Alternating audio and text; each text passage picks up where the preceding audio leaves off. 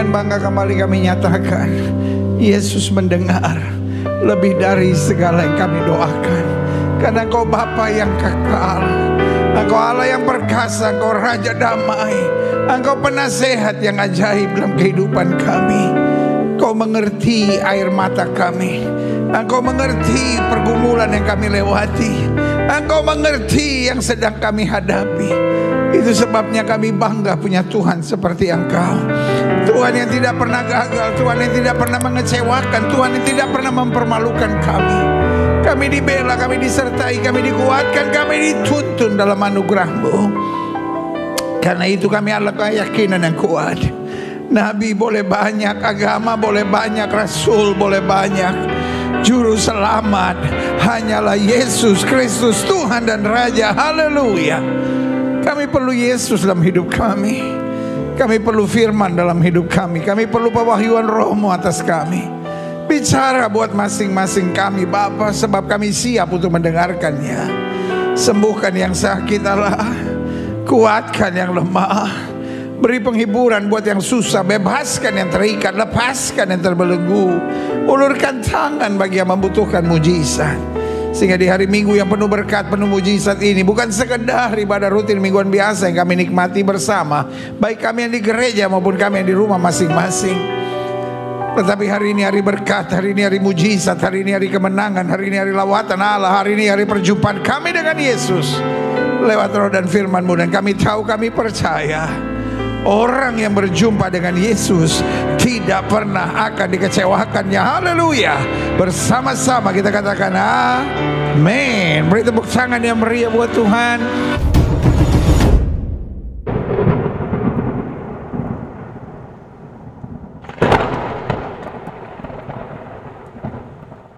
Sama-sama bilang Yesus dahsyat.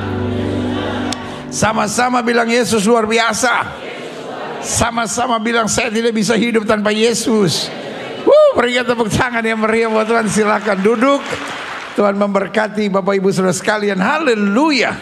Yesus kita dahsyat dan luar biasa. Amin. Puji Tuhan. Senang berjumpa saudara saat ini untuk menyampaikan firman Tuhan. Saya percaya sesuatu yang dahsyat Tuhan siap kerjakan di tengah-tengah kita. Amin.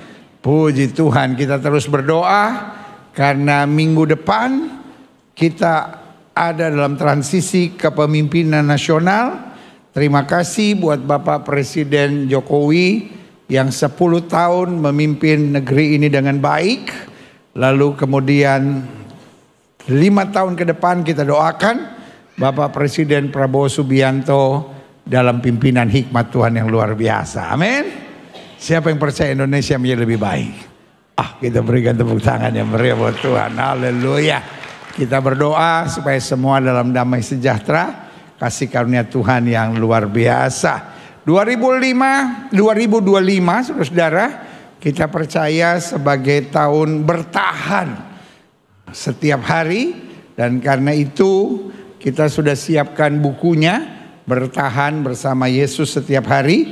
Buku yang baik. Saudara-saudara yang belum memilikinya, saya encourage untuk memilikinya. Karena ini buku yang satu kali saudara beli untuk 1 tahun, saudara-saudara. Tolong jangan beli bukunya seminggu diselesaikan. Ada yang gak mantap itu, saudara-saudara. Itu namanya sama seperti antibiotik yang saudara harus minum selama 5 hari sekali 3 kali. Saudara minum 1 hari selesai, antibiotik sudah selesai. Ya kan? Ini firman yang berisi 365 renungan supaya tahun 2025 kita penuh dengan kemuliaan. Karena 2025 kita dapat visi dari Tuhan sebagai the year of resilience. Resilience bukan hanya bertahan dalam tekanan, tapi resilience sambil bertahan, sambil belajar untuk mempersiapkan penyerangan yang besar dalam kemenangan. Amin. Dan setiap renungannya sudah dipersiapkan dan didoakan, sehingga saya percaya ini akan menjadi renungan yang baik, sehingga hari-hari kita jalani dengan kemuliaan Tuhan. Amin. Right, itu di situ ada bisa lewat Shopee, bisa juga lewat Glow Bookstore. di 0813-9080-6494 dengan saudari Cika di Glow Bookstore ya. Pegang Alkitab kita di tangan kanan, angkat tinggi laut kepala. Tanda kita mengakui Alkitab kita sebagai otoritas tertinggi dalam kehidupan iman kita. Kita mau ucapkan bersama apa yang kita akui sebagai pengakuan iman kita. Sama-sama bilang sama saya sesuai dengan kesaksian Alkitab ini. Aku percaya Allah Esa, Maha Kuasa dan Maha Besar. Aku percaya Yesus Kristus adalah Allah sendiri yang telah menjadi sama dengan manusia. Ia adalah juru selamat yang bertanggung jawab dan mengasihi aku. Aku percaya Roh Kudus adalah Roh Allah sendiri yang senantiasa menyertai dan membimbing kehidupanku. Aku percaya Alkitab ini adalah firman Allah yang akan senantiasa menjadikan hidupku kudus, berkemenangan, diberkati, penuh mujizat, dan selalu menjadi berkat. Amin. Right. Bukan Alkitab kita sama-sama. Hari ini kita melanjutkan pembahasan kita tentang 33 hal yang perlu kita hindari dalam perjanjian baru.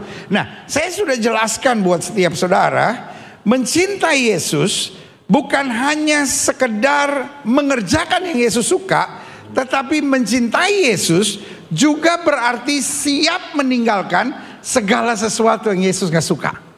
Yang setuju sama saya taruh tangan kanan saudara di dada dan bilang saya siap meninggalkan semua yang Yesus gak suka.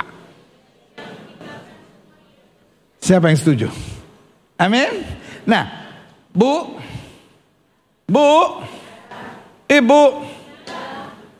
Ibu seneng gak kalau suami sayang ibu? Kenapa yang lain udah pasrah gitu, gak mungkin punya lah pendeta.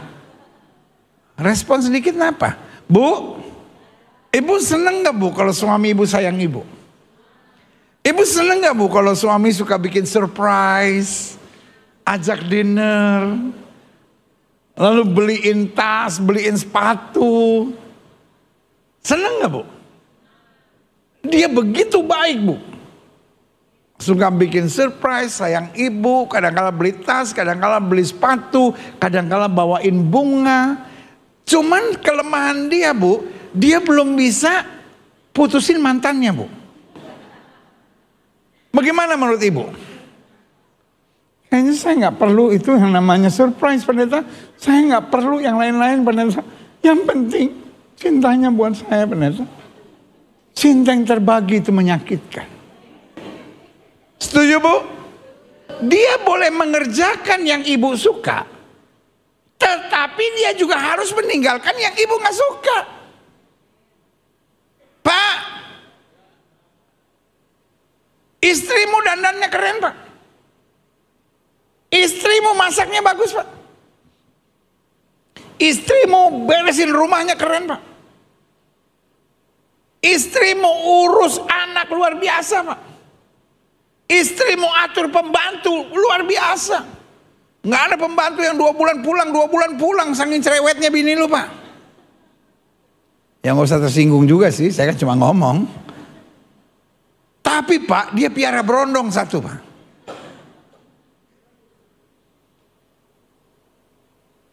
Itu yang saya bilang. Seperti kita. Kadangkala kita udah doa, kita udah baca Alkitab, kita udah pelayanan, tapi kita belum meninggalkan apa yang kita tahu Yesus gak suka. Kita masih panik, kita masih khawatir, kita masih punya kebencian, kepahitan dalam hidup kita. Kita suka ngomongin orang, kita suka ngeluh dalam hidup kita.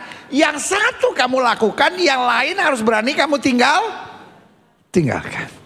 Nah, hari ini dalam pembahasan ke-7, kita sedang membahas jangan mengumpulkan harta di bumi.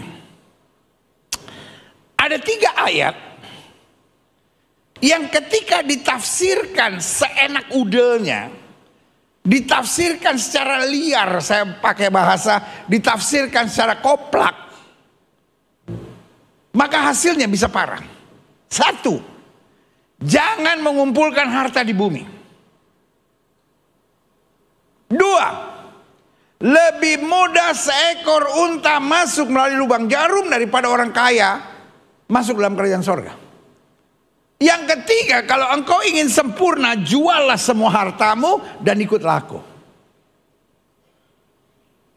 Kalau tanpa pemahaman, tanpa pengertian, kesimpulannya apa? Kesimpulan banyak orang Kristen gak boleh kaya. Orang yang melayani gak boleh kaya.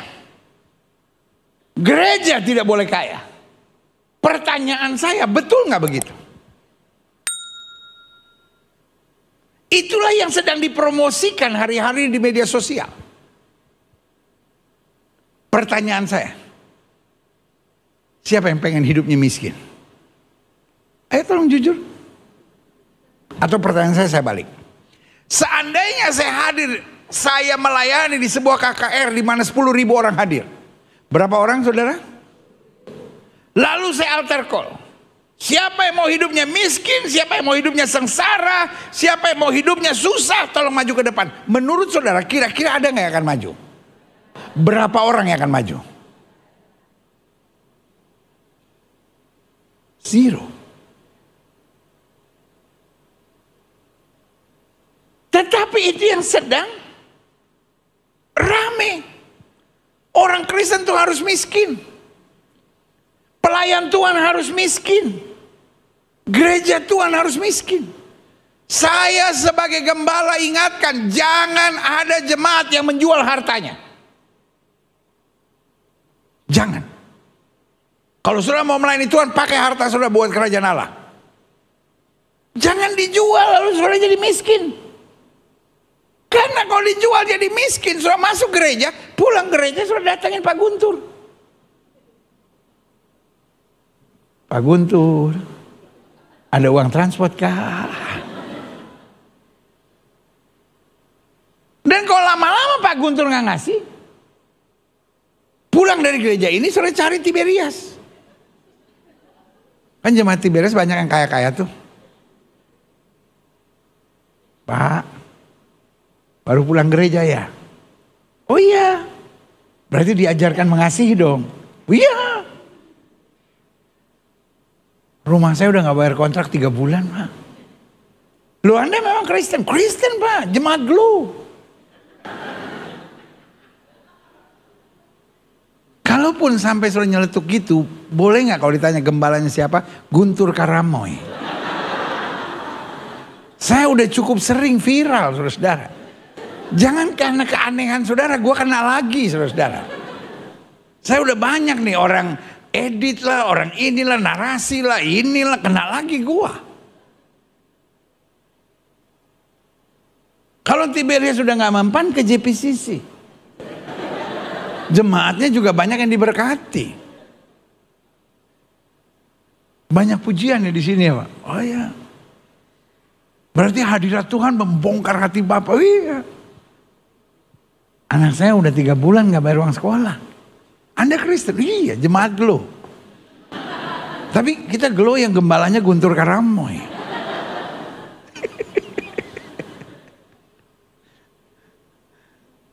Jadi saya pelajari, ada kegerakan TSM. Saya tahu kan TSM? Terstruktur.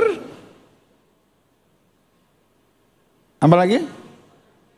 Sistematis dan masif untuk membuat orang Kristen tidak diberkati.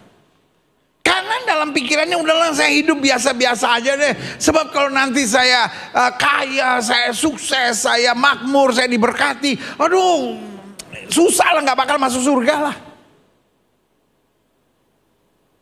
Saya selalu bilang, kalau orang Kristen miskin semua, siapa yang bangun gereja? Siapa? Orang udah emosi nanya gak dijawab. Kalau orang Kristen susah semua, yang bangun gereja siapa? Tuhan bangun gereja? Siapa yang jawab Tuhan tadi?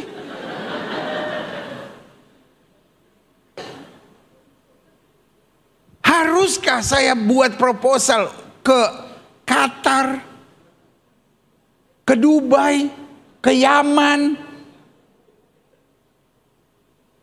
Saya mau bangun gereja, tapi jemaat saya miskin semua. Batuknya miskin.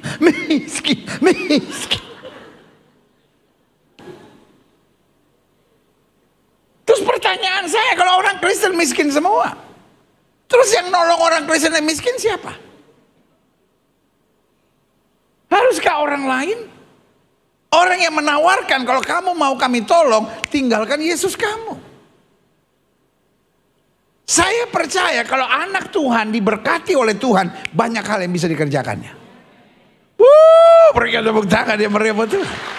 Dia bisa bangun gereja, dia bisa bangun pekerjaan Tuhan, dia bisa buat kegerakan, dia bisa tolong orang, dan dia bisa selamatkan jiwa. Kira-kira sudah ngerti gak nih? Framing yang sedang mau dibangun dunia ini. Saya tidak percaya anak Tuhan harus kaya. Saya selalu bilang pandangan anak Tuhan harus kaya adalah sampah. Tapi saya juga harus jelaskan pandangan anak Tuhan harus miskin adalah sampah. Tapi saya juga harus tegaskan pandangan anak Tuhan jangan kaya, jangan miskin juga sampah. Lalu mungkin setelah menatap saya dan berkata, kalau begitu apa yang pendeta percayai tentang anak Tuhan? Anak Tuhan harus jadi berkat. Yang setuju sama saya katakan anak Tuhan harus jadi berkat. Lebih semangat, sama-sama bilang anak Tuhan harus jadi berkat. Sama-sama bilang anak Tuhan harus jadi berkat. Berikan tepuk tangan yang meriah buat Tuhan. Karena persoalannya framing yang sedang mau dibangun. Orang kaya pasti berdosa. Lalu orang miskin pasti benar. Orang kaya pasti masuk neraka, orang miskin pasti masuk surga. Pertanyaan saya,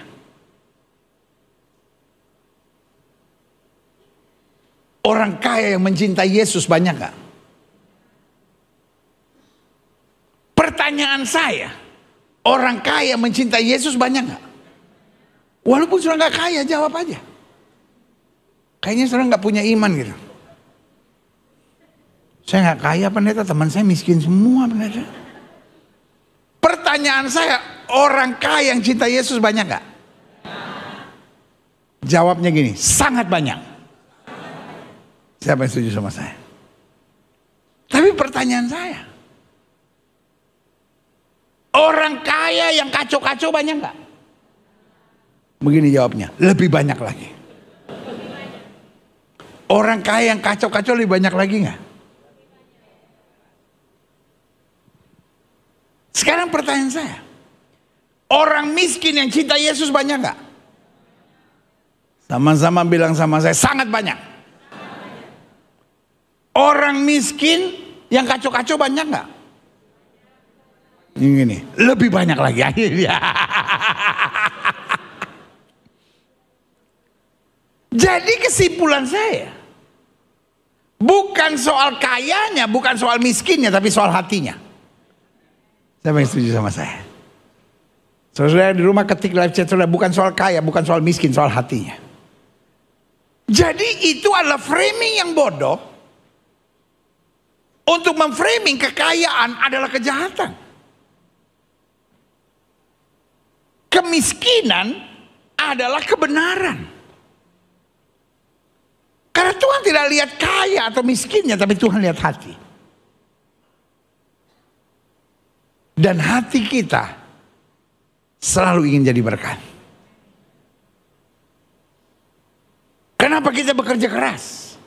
Orang dunia bekerja keras supaya kaya. Tapi anak Tuhan bekerja keras supaya jadi berkat. Kenapa orang masuk kantor jam 8, kita masuk kantor setengah 8 atau jam 7? Karena kita mau jadi berkat. Kenapa orang lain pulang kantor jam 5, kita pulang kantor jam 6? Karena kita mau jadi berkat. Kenapa kita nggak mau curang? Kenapa kita mau jujur? Kenapa kita mau hidup berkualitas? Kenapa kita mau hidup berintegritas? Karena kita mau jadi berkat. Berikan tepuk tangan yang meriah buat Tuhan.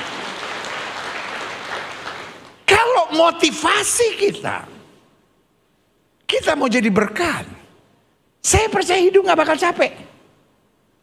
Setuju gak saudara? Tapi kalau hidup kita hanya mau kaya, mau kaya, mau kaya, lihat orang lain lebih kaya, kita stres. Tapi kalau kita mau jadi berkat, kita gak mau tahu orang lain lebih kaya, orang lain lebih sukses. Saya mau hidup hanya memuliakan Kristus saja. Yang setuju katakan amin. Kepalkan tangan kanan saudara, sama-sama bilang, saya mau jadi berkat. Saya mau jemaat yang olehnya Tuhan percayakan saya gembalakan, Gereja Bethel Indonesia Glow Fellowship Center, kita keluar dari perdebatan kaya atau miskin. Karena ada kelompok yang bilang anak Tuhan harus kaya, sampah. Anak Tuhan harus miskin, sampah. Oh ya kalau begitu anak Tuhan jangan kaya, jangan miskin, sedang-sedang saja, sampah. Yang paling saya yakini adalah anak Tuhan harus jadi berkat. Mau kaya jadi berkat, mau miskin jadi berkat, mau sedang-sedang jadi berkat. Karena selalu saya bilang gini, ada orang yang gajinya sebulan 40 juta, sebulan berapa saudara? Oh, ada ibu-ibu yang terkejut. Hah? Kalau suami saya gajinya 40 juta sebulan pendeta, dia pulang ke rumah saya gendong pendeta. Tapi kalau dia selingkuh gimana? Biarin. 40 juta ini, suami saya yang sekarang UMR selingkuh juga. Lu UMR selingkuh, bayar cicilan dulu. Gak usah ketawa Pak, sadar kembali ke jalan yang lurus. Gaji masuk UMR, selingkuh. Setan juga bilang nekat nih orang.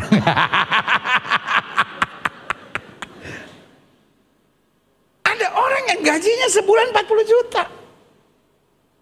Tapi kalau kita duduk sama dia 5 menit, ngeluh terus. Aduh ini anak sekolah sekarang mahal. Ini gaji 40 juta. Ada orang yang gajinya di bawah UMR 4,1, anak ketiga belum mati sampai sekarang. Masih hidup. Tapi kalau ngomong sama kita 10 menit yang ada selalu pujian. Aduh Tuhan tuh baik banget.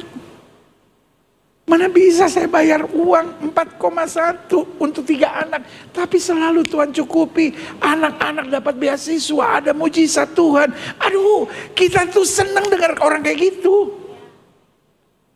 Buat saya yang di bawah UMR 4,1, saya beri nama orang kaya. Karena yang ada adalah pujian, syukur, dan ucapan kagungan bagi Tuhan. Tapi buat saya meskipun 40 juta, tapi ngeluh, saya beri nama orang miskin. Karena orang miskin tidak bisa terima apa yang terjadi dalam hidupnya. Orang miskin selalu mempersoalkan segala sesuatu. Orang miskin selalu mengeluh, orang kaya selalu bersyukur, dan selalu mau menjadi berkat. Berikan tepuk tangan yang meriah. Berarti hari ini saya tidak bisa seperti Bank Dunia melis. Orang miskin adalah orang yang pendapatannya sekian persen. Orang miskin adalah orang yang menghabiskan belanjanya sekian persen. Saya hanya pakai satu kalimat. Orang miskin adalah orang yang selalu mengeluh. Orang yang tidak bisa bersyukur. Orang kaya adalah seorang yang selalu bersyukur. Sehingga dia berpikir, apalagi yang saya bisa buat supaya di dalamnya nama Tuhan dipermuliakan. Berikan tepuk tangan yang meriah. Dari penjelasan saya, siapa orang kaya di sini?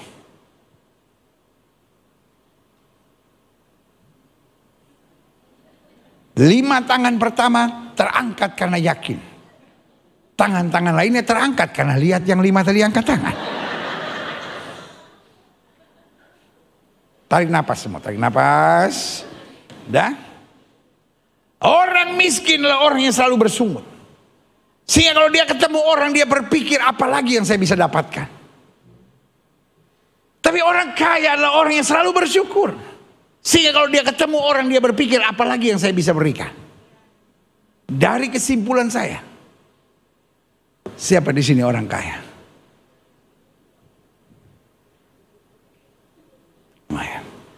Kalau tadi angkat tangan kayak tadi, saya udah pikir saya mau pulang. 17 tahun. 17 tahun. Dari jam 6 pagi sampai malam semua saya yang khotbah. Hasilnya semua orang miskin.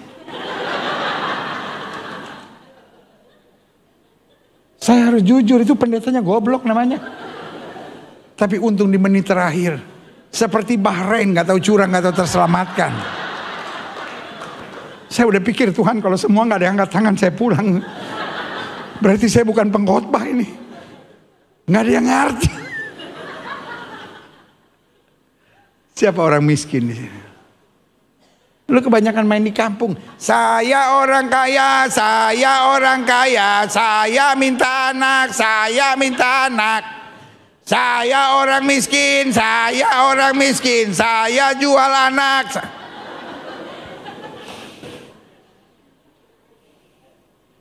Bagaimana lu mau kaya? Dari kecil saya orang miskin, saya orang miskin.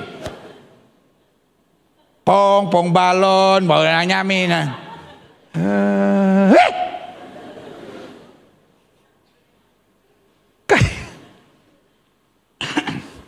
Sorry jadi saksi ya, saya khotbah apa ya hari ini ya.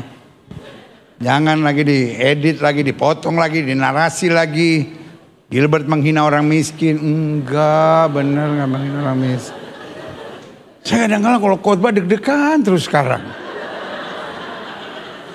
Saya nggak tahu banyak orang sayang sama saya, bener deh.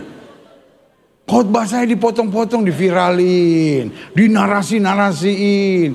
Kayaknya kalau nggak ada Gilbert gitu, nggak ada lu nggak rame. Saya lihat memang TikToknya sepi, pas lagi lumayan 100.000 lebih. Oh, ya udahlah. Saya jadi ingat lagu rohani zaman dulu itu. Biarlah sedih, asalkan kau bahagia, haleluya. Nih, jangan kaget nih. Kalau 2 minggu lagi viral lagi, Gilbert menghina orang miskin. Lapor lagi, terima kasih Tuhan. Definisinya dulu.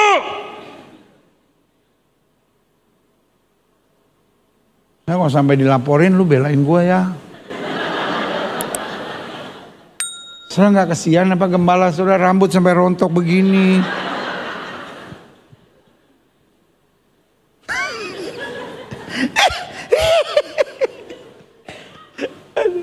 Kemarin saya diwawancarain sama Melanie siapa Ricardo tuh. Sebelum di set dia bilang gini, Pastor, I know you since years. You gak stres ya? Diomongin. Saya bilang yang saya takut, yang ngomongin saya yang stres. Saya orangnya gak pusingan. Kan I know what I say. And always I say I cannot please everyone. Saya orang yang yakin benar kalau orang mau marah sama saya, ya biarin, gue kan gak ngomong gitu. Makanya hidup saya gak pernah klarifikasi. Ya dia seneng maki-maki saya, ya biarin. Yang pasti kalau dia maki-maki saya, gak mungkin saya yang terkutuk. Dia sendiri yang stres, nah guanya enak-enak aja. Siapa tahu Tuhan kasihan, oh Gilbert dimaki-maki, kasih berkat. Yang dapat berkat saya bukan lu. Lu gak usah amin-amin, lu belum diomongin orang kan? Mau gantiin gua?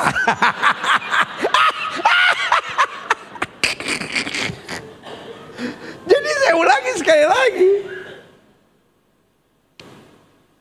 Hidup Kristen bukan soal kaya atau miskin atau nggak kaya nggak miskin. Hidup Kristen soal jadi berkat. Kenapa kita mau kerja keras? Karena kita mau jadi berkat. Kenapa kita mau melayani? Karena kita mau jadi berkat. Kenapa kita mau berbuat yang terbaik dalam hidup kita supaya lewat hidup kita orang diberkati, nama Kristus dipermuliakan. Dan setuju katakan amin. Lanjut. Matius pasal 6 ayat 19 sampai 24 bilang begini di bawah judul perikop hal mengumpulkan harta. Janganlah kamu mengumpulkan harta di bumi. Why? Di bumi ingatan karat merusakkan dan pencuri membongkar dan mencurinya. Artinya kalau kita hanya mengumpulkan harta kita di bumi, kita bisa rugi dan kita bisa menyesal. Kita bisa apa saudara? Rugi dan menyesal. Kenapa? Karena ngangatan karat merusakkan. Dan pencuri membongkar serta mencurinya. Jadi bagian ini bukan dimaksudkan secara literal, tapi bagian ini adalah sebuah perumpamaan. Alkitab bilang janganlah kau menyimpan hartamu di bumi, karena ngangatan karat dapat merusakkannya. Dan pencuri dapat membongkar serta mencurinya. Artinya di sini kita bisa mengalami kerugian dan kita bisa menyesal. Tetapi Alkitab menjelaskan, kumpulkanlah juga bagimu harta di sorga. Kenapa kita mesti mengumpulkan harta di sorga? Karena di sorga ngangatan karat tidak merusakkan dan mencuri tidak membongkar serta mencurinya. Artinya kita tidak akan pernah rugi dan menyesal. Sama-sama bilang sama saya, mengumpulkan harta di sorga. Sama-sama bilang sama saya, mengumpulkan harta di sorga. Saya tidak pernah akan rugi dan menyesal. Amin. Ayo kita lanjut. Klik. Selanjutnya dikatakan, karena ini kuncinya. Waktu Tuhan mulai bicara tentang harta, Tuhan bukan sedang bicara tentang kekayaan. Tapi waktu Tuhan sedang bicara tentang harta, di ayat yang ke-21 dikatakan, karena di mana hartamu berada, di situ juga hatimu berada. Ayub orang paling kaya, tetapi hatinya tidak ada pada hartanya. Buktinya waktu dia kehilangan segala sesuatunya, dia bilang Tuhan yang memberi, Tuhan yang mengambil, terpujilah nama Tuhan. Karena hatinya selalu ada pada Tuhan. Setiap pagi dia membakar korban, karena dengan apa yang ada padanya dia hanya mau menyenangkan hati Tuhan. Anak-anaknya mengadakan pesta.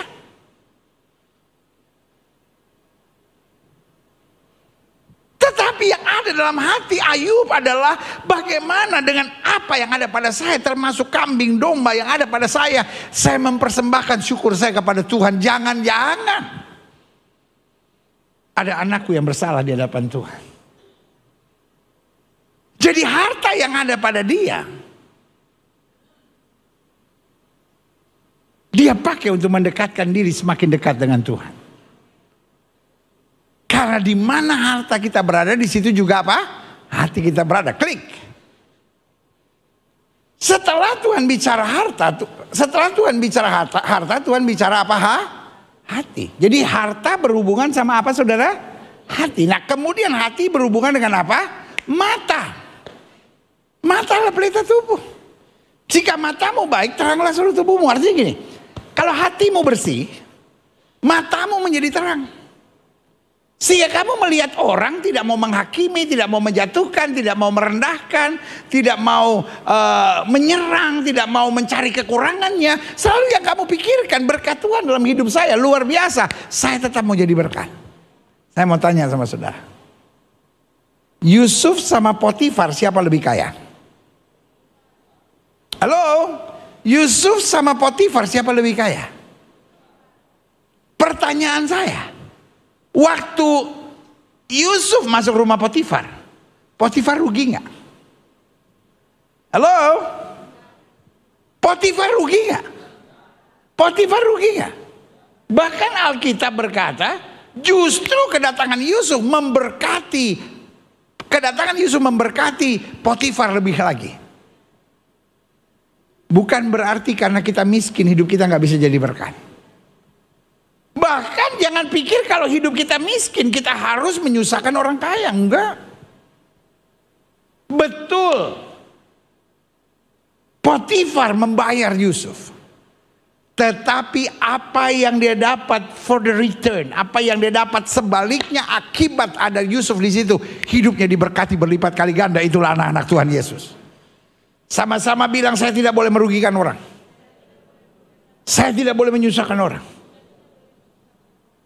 Saya tidak boleh membuat orang lain stres. Kalau hatimu baik, matamu terang. Engkau nggak berpikir apalagi yang bisa saya dapatkan, tapi apalagi yang saya bisa bagikan. Saya berdoa kepada Tuhan supaya selesai ibadah ini, saudara di gereja maupun saudara di rumah, pulang dengan hati yang membara. Hidup saya harus jadi berkat, supaya orang lain melihat kemuliaan Tuhan dalam hidup saya. Oh, berikan tepuk tangan yang meriah. Ibu, jangan merugikan suami, jangan menyusahkan suami. Hidupmu harus membawa nilai tambah. Pak, jangan bikin susah istri, jangan bikin menderita istri, jangan merugikan istri. Dimanapun kita ada, jangan merugikan orang. Selalu bilang, Tuhan saya harus jadi berkat. Baru selanjutnya dikatakan, jika matamu jahat, jadi artinya kalau hatimu jahat, matamu akan jahat. Gelaplah seluruh tubuhmu. Jadi jika terang yang ada padamu gelap, betapa gelapnya apa? Kegelapan itu. Jadi Alkitab sedang mau gambarkan, yang pertama bicara hati itu bicara tentang apa? Bicara tentang harta, bicara tentang apa saudara? Hati. Bicara tentang harta berarti bicara tentang mata. Tapi juga bicara tentang harta, juga bicara tentang apa? Menjadi terang, sama-sama bilang sama saya, menjadi terang. Karena kalau kita tidak mampu menjadi terang, Alkitab berkata gelaplah kegelapan. Karena dunia ini gelap. Yesus bilang kamulah terang dunia. Nah kalau terangnya ikut-ikutan gelap, berarti gelaplah seluruh. Jelas ya? Oke. Salah satu yang bikin orang gelap adalah ketika dia nggak ngerti tentang harta, dia serakah. Dia jadi orang yang berpikir uang segala-galanya. Kalau saya nikah harus sama orang kaya. Kalau pelayanan saya nggak ada uangnya, buat apa saya melayani? Karena yang alam otaknya yang penting duit. Orang dunia menyebutnya eye dark, mata gelap. Mulai kapan mata gelap jadi eye dark, pendeta? Ya udah, lanjut aja. Tanya sama sebelah saudara, eye dark bukan? Banyak orang sekarang apa saudara? Mata gelap. Tapi anak Tuhan percaya kebajikan dan kemurahan Tuhan belaka mengikut aku seumur hidupku. Katakan amin. Lanjut. Sebagai kesimpulan di ayat yang ke-24 dikatakan tak seorang pun dapat mengabdi kepada dua tuan. Karena jika demikian ia akan membenci yang seorang dan mengasihi yang lain, atau ia akan setia kepada yang seorang dan apa? Tidak mengindahkan yang lain. Kamu tidak dapat mengabdi kepada Allah dan kepada Mammon. Ada banyak orang pikir, if you are rich, you worship Mammon. Ada banyak orang pikir kalau kamu kaya, kamu pasti menyembah Mammon. Saya mau bilang, tidak. Ada nggak orang kaya yang ngomongnya duit terus? Oh ya nggak kaya sih ya. Ada nggak orang miskin yang ngomongin duit terus? Oh udah nggak miskin juga ya? Iya pendeta. Saya sih miskin udah enggak pendeta, tapi kaya belum. Miskin sih udah enggak. Kelihatan dari tarikan matanya miskin sih udah enggak. Tapi kaya belum. Ya kayak Indonesia gitu, negara berkembang. Orang miskin yang ngomongnya duit terus, menyembah Mammon. Ada nggak orang kaya yang ngomongnya duit terus, penyembah Mammon? Tapi siapapun kita, tapi kalau semangat kita mencari kerajaan Allah setelah kebenarannya, ini yang saya katakan, dia menyembah Allah yang hidup, yang begitu punya rencana yang dasar dan luar biasa. Berikan tepuk tangan yang meriah buat Tuhan. Haleluya. Selanjutnya, klik. Saya simpulkan begini. Salah satu perdebatan klasik yang buat saya sebenarnya adalah perdebatan yang sangat bodoh adalah apakah orang Kristen tidak boleh menjadi kaya. Jadi kalau saudara nonton YouTube, ada perdebatan, ada pembahasan tentang orang Kristen harus kaya, orang Kristen tidak boleh kaya, orang Kristen harus miskin, jangan buang waktu. Skip aja. Karena itu adalah perdebatan yang bodoh. Anak Tuhan tidak harus kaya. Anak Tuhan tidak harus miskin. Anak Tuhan tidak harus nggak kaya nggak miskin. Anak Tuhan harus jadi berkat. Sama-sama bilang saya harus jadi berkat. Nah, saya coba mempertanyakan. Klik. Apa yang sebenarnya Alkitab bicara tentang harta? Sampai kenapa Tuhan bilang jangan kumpulkan hartamu di bumi? Yang pertama saya pelajari, karena harta di bumi dapat mengecewakan seseorang.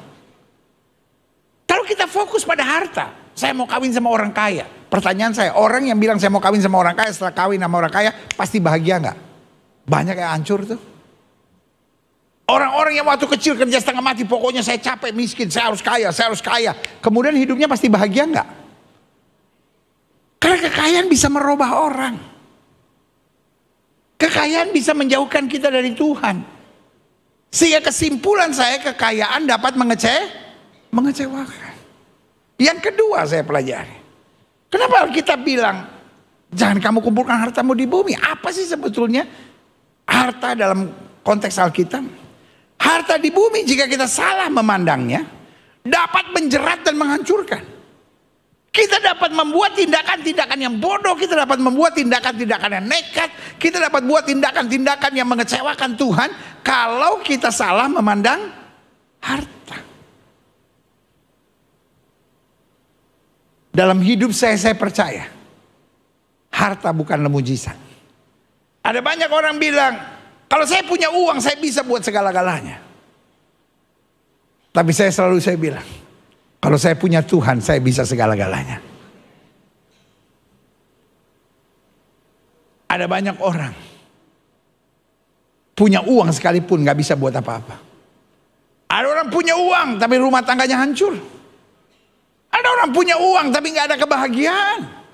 Kenapa orang lari ke narkoba? Kenapa orang lari ke seks bebas? Karena dia mencari sesuatu yang dia tidak mendapatkannya. Tapi kalau dia punya Tuhan, dia punya segala-galanya. Makanya kalau saya lihat ayat selanjutnya, klik. Matius pasal 6 ayat 23 bilang, jika matamu jahat. Jadi kalau kita udah salah pandangnya, maka langkah-langkah kita ambil bodoh. Jika matamu jahat, dikatakan apa? Gelaplah seluruh tubuhmu. Jadi jika terangnya ada padamu gelap, betapa gelapnya.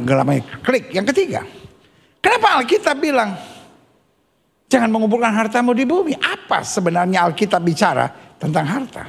Yang pertama, harta di bumi dapat mengecewakan seseorang, dapat merubah seseorang, dapat membuat seorang mengambil tindakan-tindakan bodoh. Yang kedua, harta di bumi jika salah memandangnya dapat menjerat, menghancurkan, membinasakan, bahkan membelenggu hidup kita. Tidak sedikit orang kaya terikat narkoba, terikat seks bebas, terikat pelacuran, terikat dengan judi. Yang ketiga, kenapa Alkitab bilang jangan simpan hartamu di bumi? Apa sebenarnya Alkitab bicara tentang harta? Harta di bumi jika salah memanfaatkannya dapat kehilangan harta di sorga. Setuju? Ada banyak orang waktu dia masih susah sayang sekali sama istrinya. Kalau panggil istrinya ma, 15 menit kemudian baru stop. Saking panjangnya itu ma.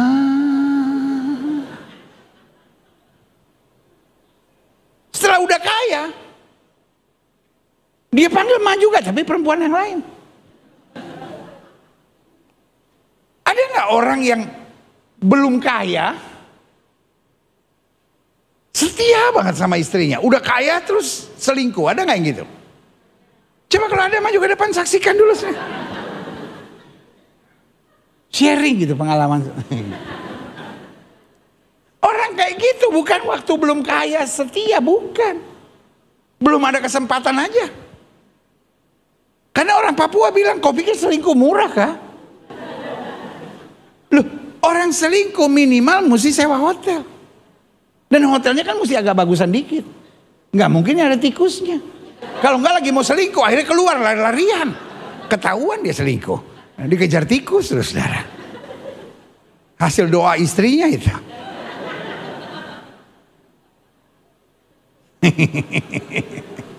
Lucu juga ya.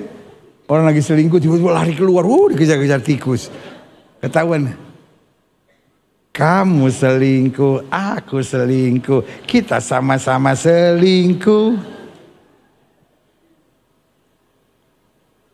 Orang kan kalau selingkuh minimal kan sewa hotel. Masa mau selingkuh di bawah pohon pepaya? Orang Manado bilang, ini kita selingkuh apa mau makan gohu? Karena kalau orang kalau orang cuma duduk di bawah pohon pepaya itu mau bikin gohu, saudara, kata orang Manado. Tahu gohu? Hanya orang-orang yang dapat urapan tersendiri yang tahu itu gohu itu arti apa. Karena memang kadangkala nubuatan itu harus disertai dengan penterjemahannya. Ada orang yang pulang-pulang, tadi Pak Gilbert ngomong bahasa roh tapi nggak menerjemahkan. Apa yang dia ngomong? Gohu. Jadi kalau sudah belum bisa bahasa roh, kadang-kadang dalam penyembahan gitu, gohu deng cuka, gohu deng cuka, gohu deng cuka, gohu deng cuka. Oh, gohu deng cuka. Tinggal Manado kalau dia lewat dia bilang setan kan.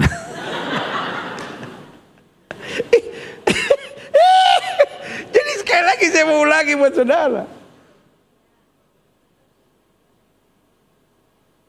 Kalau harta di dunia tidak kita manfaatkan dengan baik, kita bisa kehilangan harta di sorga. Ada orang-orang yang waktu miskin setia banget dalam pelayanan, rendah hati banget dalam pelayanan. Tapi setelah diberkati sombongnya, waduh, tersinggung, kecewa, marah. Hari ini saya cuma mau bilang, kalau kita memahami harta dengan betul, kita ngerti. Semua yang ada pada saya bukan kemampuan saya, tapi anugerah Tuhan yang dipercayakan dalam hidup saya. Berikan tepuk tangan yang meriah. Selanjutnya saya pelajari, mengapa Kristus mengkritisi murid-muridnya yang mengumpulkan harta di bumi tanpa harta di sorga sehingga tidak kaya secara rohani. Yang pertama saya pelajari, karena jika kita mengumpulkan harta tanpa kita menjadi kaya secara rohani, yang pertama kita akan menjadi apa? Pemuja harta dan semakin pelit. Makanya Alkitab bilang akar segala kejahatan ialah bukan uang. Akar segala kejahatan adalah, apa bedanya uang sama cinta uang? Uang adalah kata benda. Sementara cinta uang adalah kata kerja. Jadi artinya yang salah bukan uangnya karena itu benda mati. Tapi yang salah adalah reaksi kita dalam menghadapi uang.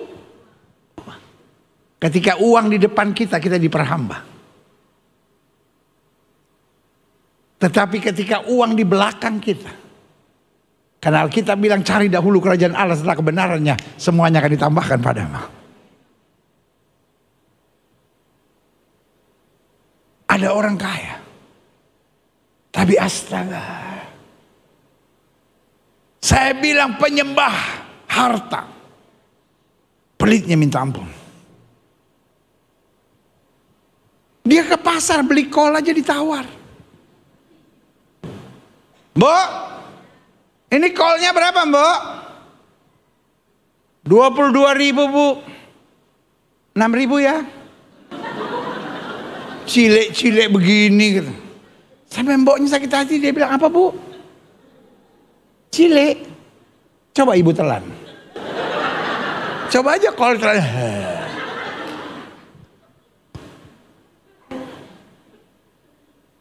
Beli udang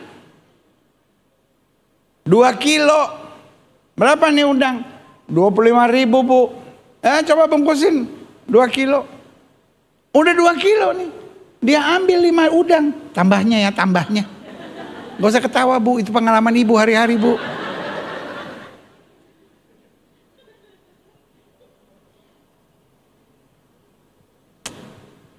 Ibu kayak teroris bu. Mestinya juga kembaliannya ibu bilang ambil aja. Jangan malah udang. Masih ada 2 ikan selar, ini tambahnya ya.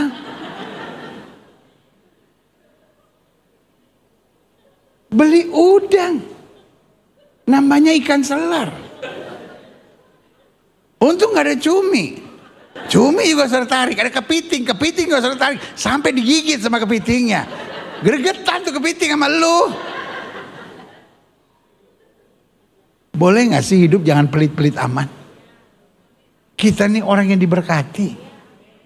Makin kita menjadi berkat, makin Allah menyatakan kuasa kemuliaannya. Akan ditepuk tangan yang meriah. Yang kedua, Kenapa Alkitab bilang, jangan kamu mengumpulkan hartamu di bumi. Kalau kita nggak kaya secara rohani, kita cenderung hidup dalam apa? Keangkuhan dan kesombongan. Karena kita pikir itu kan prestasi kita. Jadi kalau ada orang lebih miskin dari kita tuh kayaknya, masih miskin ya? Dosa. Saya tidak percaya sukses adalah akibat kebenaran. Dan kemiskinan akibat dosa. Yang saya percaya, pokoknya selama kita tidak miring ke kiri maupun miring ke kanan, hidup kita diberkati. Ada saja cara Tuhan mengangkat dan menyatakan kemuliaannya yang luar biasa. Katakan amin. Yang ketiga saya pelajari, kenapa Alkitab bilang jangan mengumpulkan hartamu di bumi tanpa kita kaya secara rohani? Karena kita akan semakin meninggalkan iman dan keyakinan akan pemeliharaan Tuhan. Itu yang terjadi dengan istrinya Ayub. Istrinya Ayub meninggalkan Tuhan. Ngapain kita bertekun dengan Allah sedemikian? Kutuki Allah seperti itu dan matilah. Tapi itu tidak pernah terjadi dalam diri Ayub. Ayub bilang apa? Tuhan yang memberi, Tuhan yang mengambil. Terpujilah nama Tuhan. Dia tegur istrinya, dia bilang apa? Kita hanya mau menerima yang baik dari Allah dan tidak mau menerima yang tidak baik. Artinya kalaupun kita melihat hal-hal yang kelihatannya tidak baik, pasti ada rencana Tuhan yang baik, dasar dan luar biasa. Katakan amin. Selanjutnya, kenapa kita mengumpulkan? Kenapa Tuhan menegur kita untuk tidak mengumpulkan harta di bumi kalau kita tidak menjadi kuat, kaya secara rohani? Karena kita semakin terikat pada harta dan hal-hal duniawi. Jadi kalau kita berdoa, kita pikir, ini saya berdoa, saya diberkati nggak? Kita berdoa bukan supaya diberkati, kita berdoa karena kita nggak mau jauh dari Tuhan. Ini saya melayani, saya diberkati nggak? Nah, kalau kita udah punya mentalitas seperti itu, kita jadi mentalitas ngambek gitu. Kalau kita pelayanan nggak diberkati, ya buat apa saya pelayanan kalau nggak diberkati? Karena otak kita telah dihamili dengan hanya berkat. Tapi hari ini saya mau bilang, kenapa kita melakukan yang Yesus mau? Bukan supaya diberkati. Kenapa kita melakukan yang Yesus mau? Karena kita anak-anak yang telah ditebus oleh anugerah yang luar biasa. Berikan tepuk tangan yang meriah buat Tuhan. Saya tutup dengan ini, yang terakhir. Beberapa hal yang perlu orang percaya pahami tentang harta. Sehingga kita tidak hanya mengumpulkan harta di bumi, tetapi juga harta di sorga. Yang pertama, harta bukan tujuan, namun bonus. Sama-sama bilang, tujuan saya bukan harta, tapi menjadi berkat. Siapa yang setuju? Saya berdoa kepada Tuhan karena saya percaya Tuhan tetap Allah yang memberkati anak-anaknya. Selama fokus kita adalah harta, kita menjadi orang yang berbahaya. Kita jadi orang yang menghalalkan segala cara, jadi penjilat, jadi tukang cari muka, jadi orang bermuka dua. Pokoknya apa aja kita akan kerjakan demi duit. Tapi kita percaya harta itu bonus. Selama jalan kita benar sama Tuhan, makanya Alkitab bilang, kalau kita setia dalam perkara kecil, Tuhan berkati dalam perkara yang lebih besar. Sebagai gembala saya ingatkan saudara, jangan hidup dalam dunia hayal. Kalau saya jadi orang kaya, pokoknya semua orang miskin saya bantu. Kalau saya jadi orang kaya, saya akan begini. Kalau saya jadi orang kaya, saya begini. Pertanyaan saya, apa yang sudah engkau kerjakan sekarang? Kalau sekarang aja engkau belum kerja, apalagi kalau engkau udah kaya. Lupa. Gilbert aja mukanya kayak gimana, lo gak bakal ingat lagi. Gelo itu gerejanya di mana, pintu masuknya mana, lu udah gak ingat lagi. Tapi ini yang saya percaya, kalau kita setia dengan perkara kecil, rumusnya kita beda. Waktu kita setia dalam perkara kecil, dalam kekurangan kita, kita menabur dengan air mata, kita akan menuai dengan sorak-sorai dalam kegemilangan dan berkat Tuhan yang luar biasa. Haleluya. Yang kedua, berapa hal yang perlu orang percaya pahami tentang harta. Harta tidak boleh mengendalikan kita. Kalau harta mengendalikan kita, kita hanya jadi budak harta. Dan itu yang saya bilang, kita capek. Kita kerja supaya kaya, kita kerja supaya kaya. Dan ketika kita lihat orang lain mobilnya lebih bagus, kita kesel. Tapi kan dia kan gak kerjanya seperti saya. Menjilat terus, kayaknya punya dukun dia tuh. Dia jual bininya kali, astaga darah Yesus. Karena kalau yang kita pikir harta, kita jadi pesaing-pesaing yang menakutkan. Tapi kalau kita cuma mau jadi berkat, kita tahu apapun yang kita kerjakan. Jadi jangan gini. Senin sampai Sabtu itu kerjaan. Minggu itu pelayanan. Hari ini saya mau bilang, setiap minggu sebagai gembala, saya tidak siapkan khotbah buat jemaat. Tapi sebagai gembala setiap minggu yang saya pikirkan ini adalah konferensi hamba-hamba Tuhan. Kaget? Amin ke apa ke?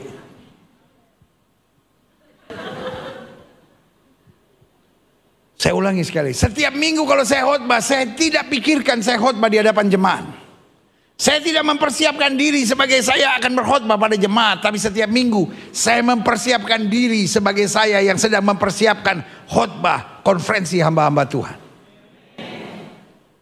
Karena setiap minggu sudah menerima masukan.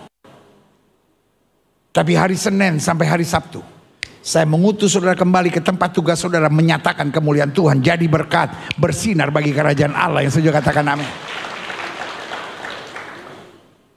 Sehingga setiap hari sudah tahu, your work is your ministry. Pekerjaan sudah adalah bagian di mana kau menyatakan kemuliaan Kristus. Ibu-ibu dalam kerjanya dia tahu itu pelayanannya.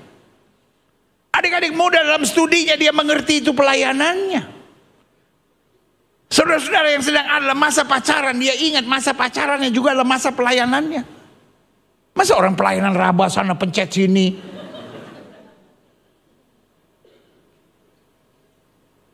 Kau pikir ini mouse komputer ke apa? Pencet, gosok, goyang-goyang, darah Yesus. Gak usah ketawa lu. Pendeta ngomong udah vulgar begini. Gini buat bisa aja. Tatsis.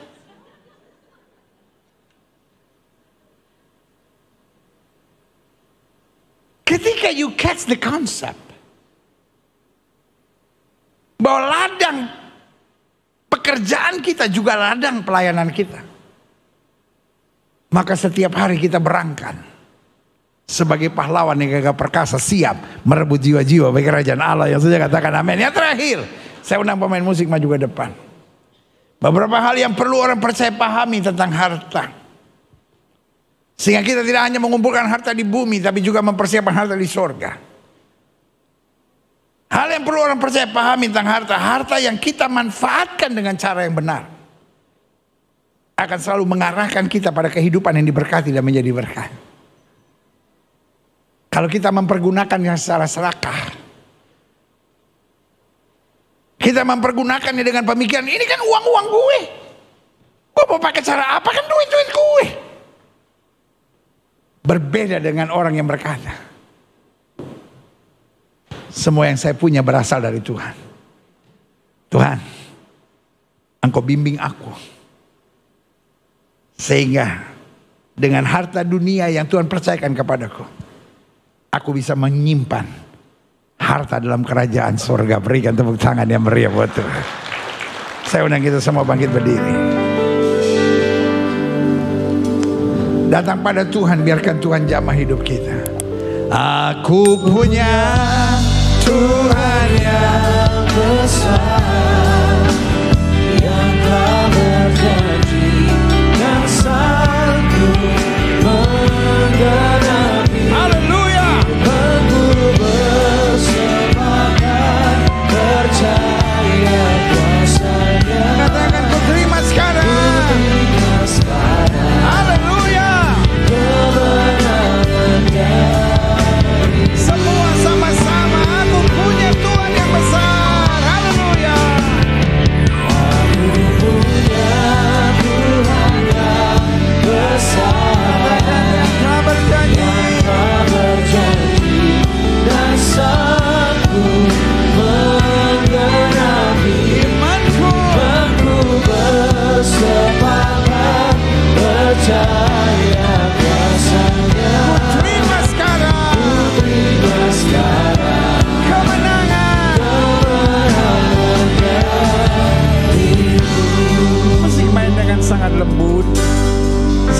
mata terpejam, setiap kepala tertunduk, setiap hati terangkat pada Tuhan. Hari ini di rumah Tuhan kita diingatkan, kasih Tuhan dahsyat dan sempurna dalam hidup kita. Tidak pernah Dia tinggalkan kita, tidak pernah Dia permalukan kita, tidak pernah Dia mengecewakan kita. Karena itu Alkitab berkata, jangan kumpulkan hartamu di bumi. Ngengat dan karat dapat merusakkannya. Tapi kumpulkan bagimu harta di surga. Karena hidup ini bukan soal bagaimana saya kaya, hidup ini bukan bagaimana soal saya miskin, hidup ini bukan soal bagaimana saya tidak kaya, saya tidak miskin, tapi bagaimana hidup ini jadi berkat. Jika itu doamu, taruh tangan kananmu di dada. Siapapun saudara, I know you face problem. Tapi boleh gak di tengah masalah saudara, jangan fokus pada masalah, tapi fokus Tuhan, saya harus jadi berkat. Karena di mana hatimu berada, di situ hartamu. Di mana hartamu, di situ hatimu. Kalau hatimu busuk, matamu gelap, setiap kali kau lihat orang, kau pikir apa lagi yang saya bisa dapatkan. Sehingga hidupmu penuh persumutan, pemberontakan, kekecewaan, letih. Tapi sebaliknya, ketika hatimu bersih, matamu terang, engkau selalu mau bersyukur, engkau selalu mau jadi berkat, engkau selalu mau mempertanyakan apa lagi yang saya bisa buat supaya hidup saya tidak merugikan dan menyusahkan orang. Ibu, you are wonderfully made by God. Ibu jangan nyusahin orang, ibu jangan merugikan orang. Pak, jangan nyusahin orang, jangan merugikan orang. Adik-adik muda, jangan nyusahin orang, jangan merugikan orang. Bilang, Tuhan, saya cuma mau jadi berkat, biar lewat hidup saya orang dapat melihat sesuatu yang baik. Jika itu doamu, taruh tangan kananmu di dada. Setiap sering yang didoakan, taruh tangan kanan saudara di dada. Boleh angkat tangan dua-dua tinggi-tinggi. Izinkan saya doa. Bapa, kami angkat tangan kami dua-dua karena kami tahu Tuhan ada di sini. Ampuni kami kalau kami selalu menjadi orang yang mengumpulkan harta di bumi. Kami menjadi orang yang suka stres, suka bersaing, suka memikirkan kepentingan diri kami sendiri. Kami hidup dengan bersungut, kami hidup dengan berontak, kami hidup dengan kecewa. Hari ini hamba berdoa di dalam nama Yesus, terangkan mata kami. Saudaraku, saudara di gereja, saudara di rumah, boleh nggak saya ngomong dari dasar hati saya yang terdalam? Stop mengeluh, mulai bersyukur. Stop memaksakan kehendakmu, tapi mulai jalani kehendak Tuhan dalam hidupmu. Waktu kau mulai bersyukur, waktu kau mulai lihat rencana Tuhan, kau kagum lihat hal-hal dahsyat yang Tuhan sedang kerjakan. Hamba mengasihi jemaatmu satu persatu. Apa yang Tuhan taruh di hati hamba sudah hamba sampaikan bagi umatmu. Hamba doa firman termaterai apa saja yang mereka kerjakan dibuat Tuhan berhasil. Hidup mereka diberkati, rumah tangga mereka boleh mengalami mujizat dan jalan-jalan mereka dekat dengan Tuhan. Tidak lupa hamba doa buat yang sakit. Allah, karena hamba percaya kesembuhan lah hak mutlak kami sebagai orang percaya. Setiap saudara yang sakit, letakkan tangan kananmu di bagian tubuh yang sakit. Kami tolak sakit penyakit, kami tolak kelemahan tubuh, kami tolak campur tangan kegelapan. Kami patahkan kuasanya di dalam nama Yesus. Hai setan sakit penyakit, kau tidak punya kuasa. Kami perintahkan sekarang keluar dalam nama Yesus, keluar dalam nama Yesus. Kuasa kesembuhan, berkat, mujizat mulai terjadi. Karena kami percaya Yesus kami tidak berubah, dulu, kemarin, hari ini, dan sampai selama-lamanya. Dengan iman kami nyatakan, oleh bilur-bilur Kristus kami yang percaya sudah dijamah dan disembuhkan Tuhan dengan kuasa-Mu yang luar biasa. Inilah tepuk tangan sorak-sorai kemenangan kami, tepuk tangan sukacita kami karena Yesus menyembuhkan penyakit kami. Mulai imani kesembuhanmu, katakan mulai bilur Yesus saya sembuh. Penyakit dalam disembuhkan, cancer sembuh, pendarahan berhenti, kandungan yang mandul terbuka, telinga, hidung, tenggorokan sembuh dalam nama Yesus. Gangguan kaki, tangan, pinggang, tulang belakang sehat sempurna kuasa Tuhan. Terima kasih Bapak. Bangsa negara kami Indonesia selamatkan ya Allah, damai sejahtera di Indonesia. Umat mayoritas di bangsa ini Tuhan bimbing, Tuhan tuntun, Tuhan bawa damai sejahtera dan keselamatan. Minggu depan bangsa kami menghadapi transisi kepemimpinan nasional. Terima kasih Tuhan buat 10 tahun kepemimpinan Bapak Jokowi. Dan kami imani transisi kepemimpinan semua berjalan dalam damai sejahtera. Dan 5 tahun ke depan dengan hikmat, wibawa, kemampuan sorgawi, Bapak Presiden Prabowo Subianto akan memimpin Indonesia dengan semakin baik lagi.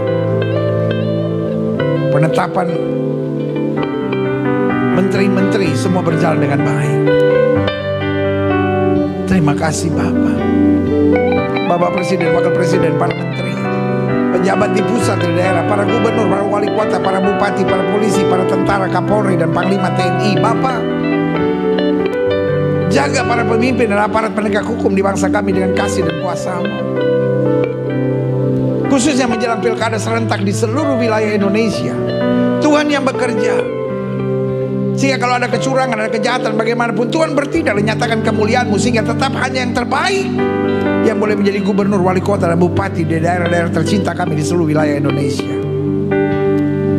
Berikan kepada para pemimpin dan aparat penegak hukum di bangsa kami hati yang takut akan Tuhan, hikmat surgawi. Sehingga apa saja yang mereka kerjakan dibuat Tuhan berhasil. Indonesia makin hari makin baik, Indonesia makin hari makin maju. Kalau Tuhan jumpai ada kutuk, ada kuasa kegelapan di bangsa ini, hancurkan dari kuasa darah-Mu. Bahkan rancangan-rancangan kerusuhan, rancangan-rancangan kekacauan, rancangan-rancangan domba, kami tolak, kami patahkan di dalam nama Yesus. Damai sejahtera atas Indonesia. Jaga Indonesia dalam persatuan dan kesatuan. Terima kasih Tuhan. Kami percaya betul Indonesia ada di hatinya Tuhan. Apa saja yang Tuhan mau atas Indonesia pasti jadi. Apa saja yang Tuhan tidak mau atas Indonesia tidak akan jadi. Gereja-gereja di mana-mana tempat Tuhan bela dan nyatakan kemuliaan-Mu. Gereja-Mu di tempat ini, Gereja Bethel Indonesia Glow Fellowship Center. Tuhan pakai terus menegakkan kerajaan Allah dalam kebenaran dan kasih. Dan akhirnya setiap kami yang menerima firman, kami disadarkan untuk tidak mengumpulkan harta di dunia, tapi kami mau mengumpulkan harta di surga dengan segala sesuatu yang Tuhan percayakan dalam hidup kami. Sehingga kami dengan semangat dapat mentuntaskan amanat agung Kristus, pergi beritakan Injil pada setiap makhluk. Di dalam nama Yesus kami berdoa dan kami siap jadi pelaku-pelaku firman. Yang siap jadi pelaku-pelaku firman, sama-sama kita katakan amin. Beri tepuk tangan yang meriah buat Tuhan.